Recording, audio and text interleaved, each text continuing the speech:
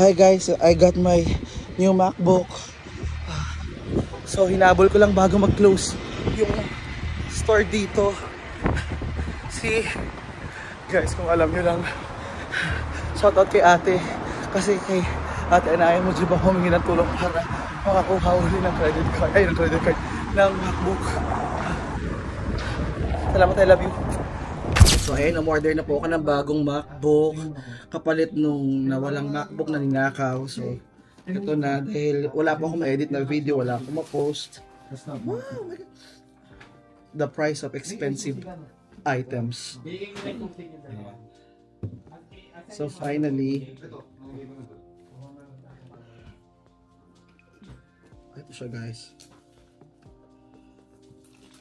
Ang bigat pala nito lalo. Diyos ko, wow.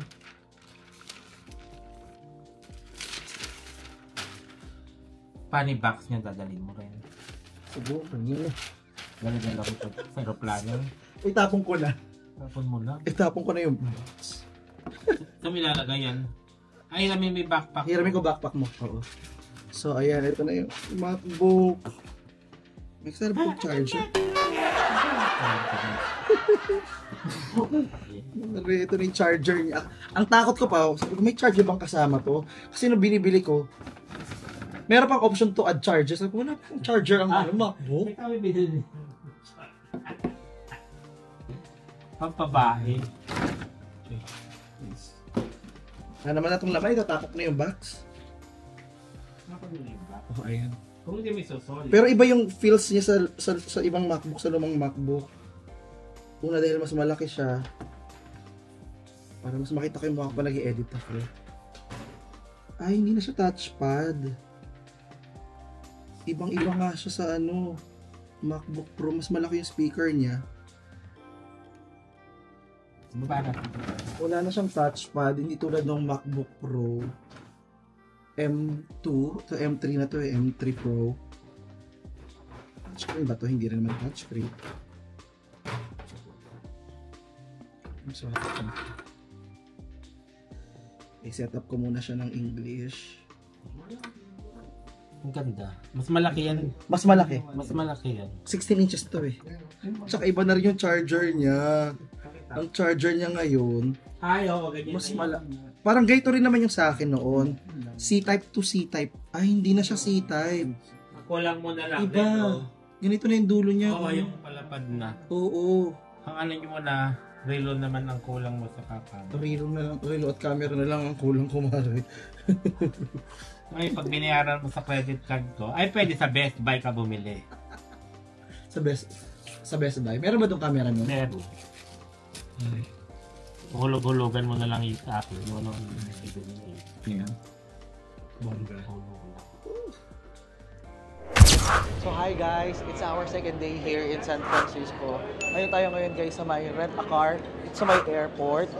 And ang update sa akin guys ay lumpo-lumpo ako ngayon guys dahil kagabi nag party kami.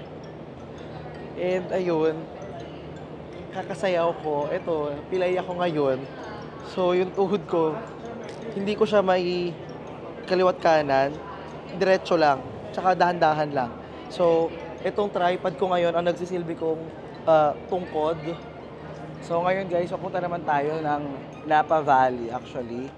So, yung Napa Valley, sikat naman yun sa winery dito sa Amerika. Andito yung mga kasama namin ngayon. So, mamaya ako na ipapakita sa mga kasama ko dito ha.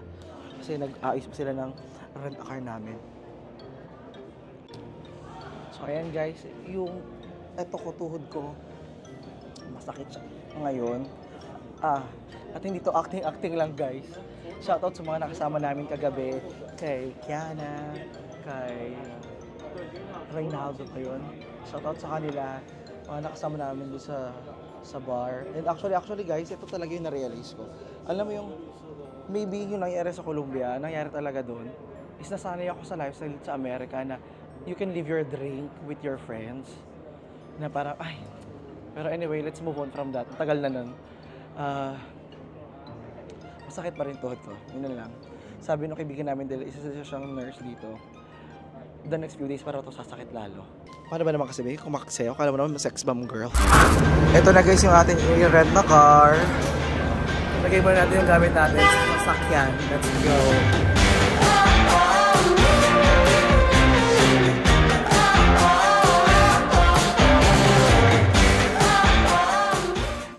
So ayan guys, nandito na kami ngayon sa loob ng Isla. Isa siyang Filipino restaurant dito sa may Bay Area. So ito yung mga kasama ko ngayon guys.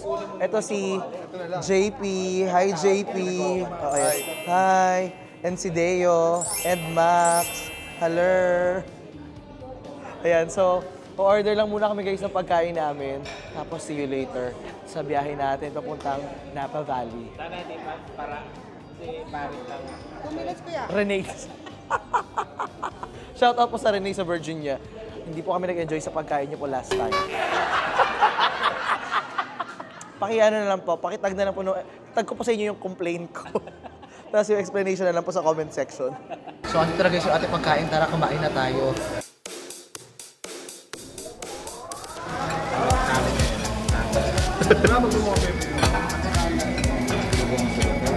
Ayan naman. Ayan madala. Gusto ko ng soda po.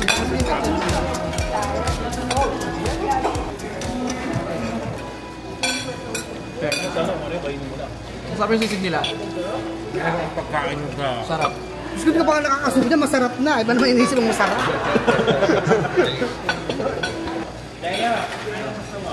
Wala ko yan. Kaya masarap. Masarap guys yung kamampangan na restaurant na to dito. Lalo para sa US mag-stay. Hindi pa din. Isama ka lang. Wala akong tawa? Ano sarap ko lang yun? Bakla ka. Wala akong tawa. Wala. Sarap ko lang yun. Saan? Vlog mo. Wala akong asawa. Boyfriend, hiniwalayin siya. Wala yan ka. Baga siya. May boyfriend dito. Kaya hindi nabubunot sa grand final. Sana nga niya namin ang mami mo date. Maybe we'll call us forever, wishing that this never ends. It's like a dream.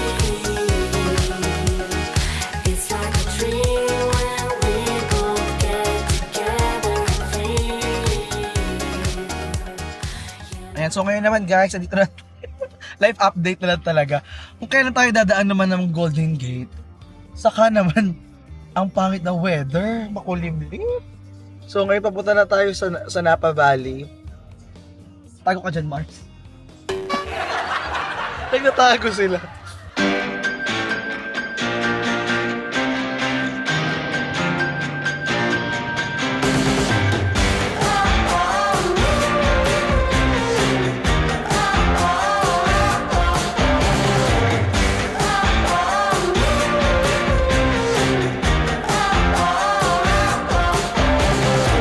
I see a sky with a rainy car, but I'm not running. I see a train moving all too fast, but I'm not leaving. And you go round and round and round, and you cannot see. I'll be right behind you, honking the tree. You look so beautiful today, and now the game is changing. Just like a stranger suddenly knows everything. It's so hard to be around here and willing to. So ito guys, andito tayo guys, malapit na ata sa Napa na. Sobrang ganda na ng view. Pakiramdam ko para ako nasa Switzerland or yung itsura niya parang New Zealand. Ang ganda ng views talaga, sobra as in. Sabi ko, hindi ko alam na ganito. Ang alam ko lang kasi sa Napa, taniman dito ng mga wine. Basta yung parang magsasabi nila, maganda sa Napa. Sabi ko talaga, anong meron doon maliban sa taniman ng wine? Hindi ko alam na ganito pala kaganda yung taniman ng wine. Ang ganda. Yeah, di ba tayo sure na taniman ng wine? Great para mo na. Sabi taniman daw ng wine. Hindi ba may grapes muna?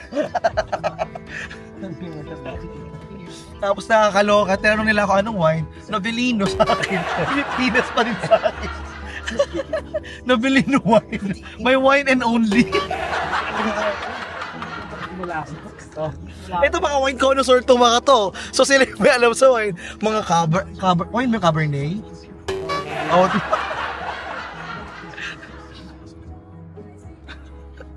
Pag binigyan tayo mamaya ng champagne ang kunin mo. sige man. Lahat, tanggapin natin. Yeah, masarap ang wine dito. Ang wine dito lang sa champagne. Masarap nga daw dito yung wine at saka yung mga nagtatanim ng wine.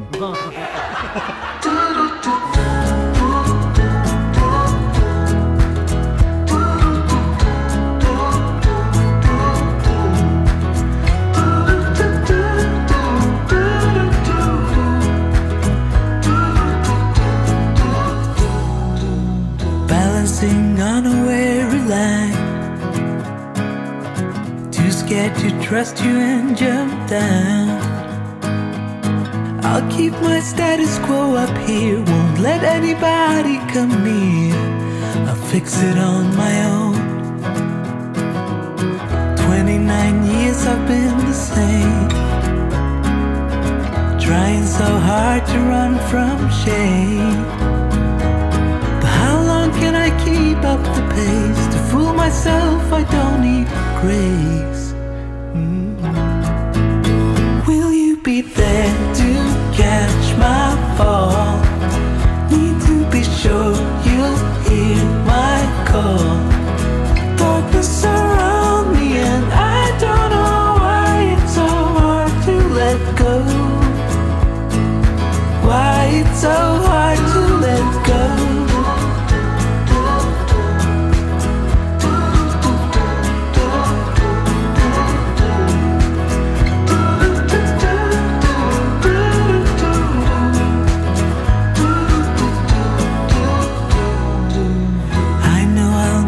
Down the line,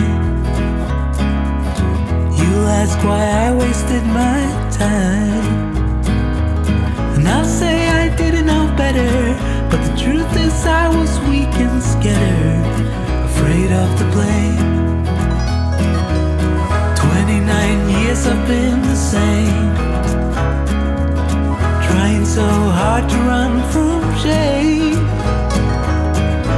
I will not keep up the pace. To fool myself, I don't need grace.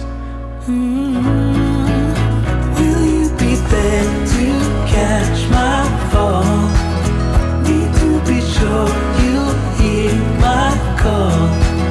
Darkness around me and I don't know why it's so hard to let go. Why it's so hard. Will you be there to catch my fall? Need to be sure you'll hear my call. Darkness around me and I don't know why it's so hard to let go. Why it's so hard to let go. Yeah, hard to let go. Hard to let go.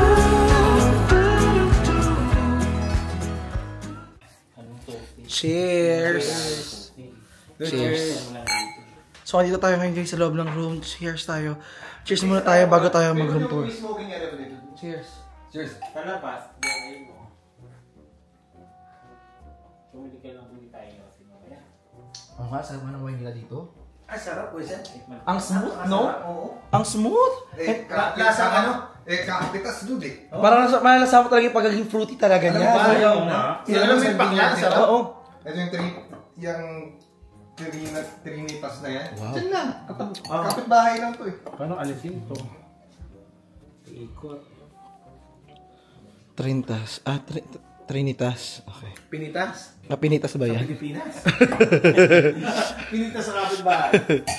So, ito na guys. Thank you so much kay Deo and kay JP. Dahil sila yung sponsor natin dito sa ating kwarto na tutuluyan ngayong gabi and sa mga susunod na gabi dito be sa Napa Valley. So, una be, ang ganda netong Vino Bella. Kung tama yung pagkakaalala ko, Meritage. Hindi ko alam kung French siya or English or paano siya ipopronounce. Basta yon, sobrang ganda.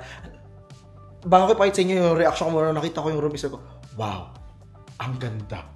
Yung parang, ang ganda sa labas, ang ganda sa loob, pero parang, mas maganda magstay in. Tapos if you're with someone else. Kaso we're with friends, we will enjoy the night here. Ganun. Okay, ito na. So, dito sa aming kwarto, hindi siya yung typical hotel. It's like more of a house din talaga. So, I think karamihan naman nag-stay dito, hindi lang sila yung mga overnight.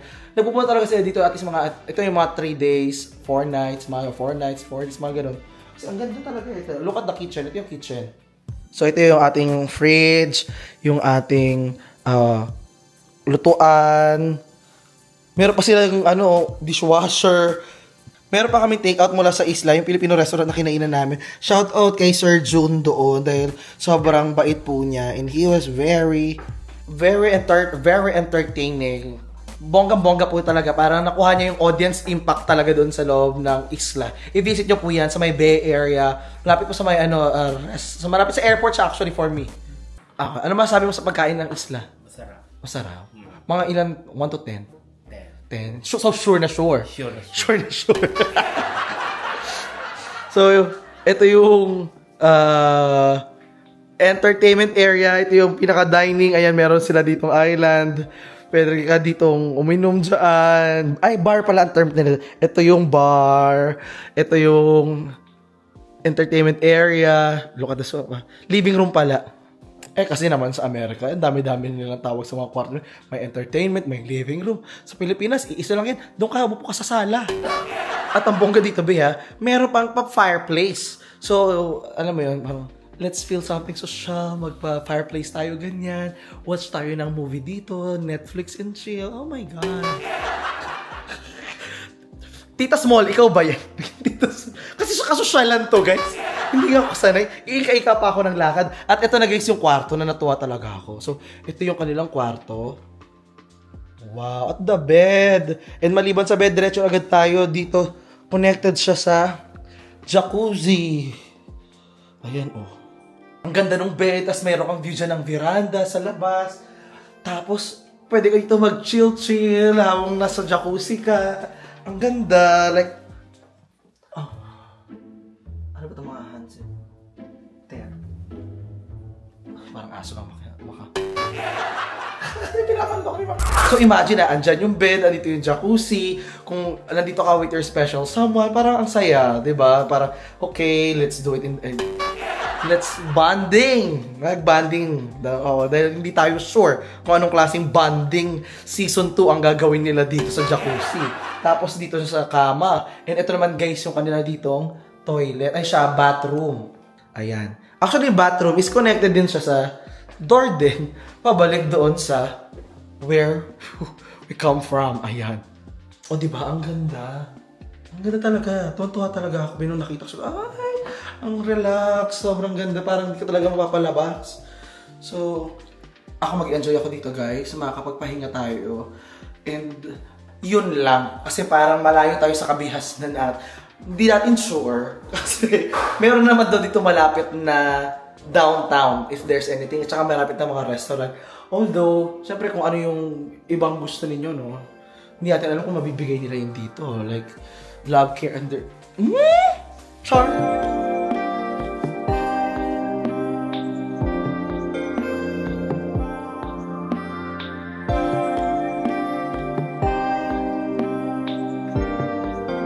Mars, anong pakiramdam mo na itong room na ito is tinitrigger ka? Di mo ba napansin, kinakalaban ka sa dami ng lampshade? Sa bahay po ni Mac, sa baba pa lang, meron siyang 10 lampshade. Ang dami. Dito, kinakalaban ako dito. Ilang may lampshade dito. 1, 2, 3, 4. Yung pottery, yung style nila, parang lampshade din. Ito naman guys, silipin naman natin yung view sa labas. Actually, medyo malamig-lamig yung weather dito ngayon. So, ito yung ating dito. Diba? Ang ganda. Pwede ka dito muna mag-coffee. Like, mag-stay kami dito for 3 nights. So, mag-enjoy talaga tayo dito. Waiting at the station, I am here to wait